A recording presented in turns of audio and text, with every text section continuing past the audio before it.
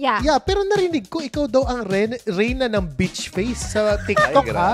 Oo. Ano yung pinaka-sumikat sa'yo na TikTok Yung na nakilala ka? skit. Yung skit ko during the pandemic, and then may title yun sa umpisa eh. Parang, paano pag pinakilala mo ang boyfriend mo sa tita mo, pero hindi niya ito gusto, how will you handle it?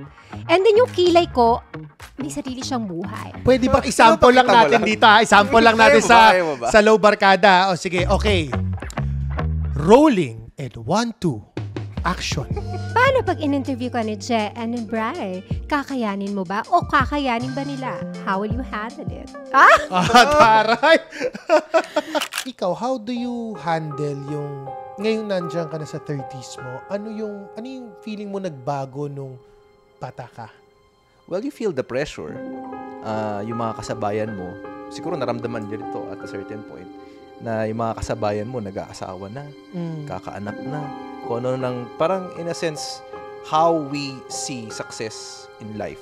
It's like getting married and having kids is an achievement. Parang ganun.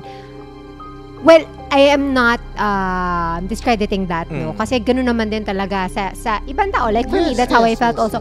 But there are people who get pressured by that and then eventually realize na hindi para sa kanila yun. At the hindi society exactly. has to stop pressuring people. When are you getting married? When are you having a baby? When is your next baby? The fuck? Every single fucking reunion. Diba? Parang minsan hindi ka papunta sa hawakan na yung tiyan mo. May laman na ba yun? Siguro pwede nang gawing skit yan. Parang we're so busy living our lives for other people to please them. Sadly, unfortunately, for our titas, titos, parents, that we forget to live our lives for us. Yeah. Correct. Ito hindi ko makalimutan, binlock ko talaga siya eh. Ang payat mo na, hindi ka magandang example sa kabataan, anorexic ka, mukha ka ng bungo, ang pangit mo.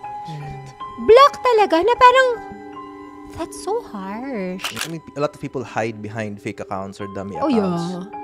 Hypocrites. Para lang, to make them feel good by putting other people down. And I mean, I think that's the worst eh.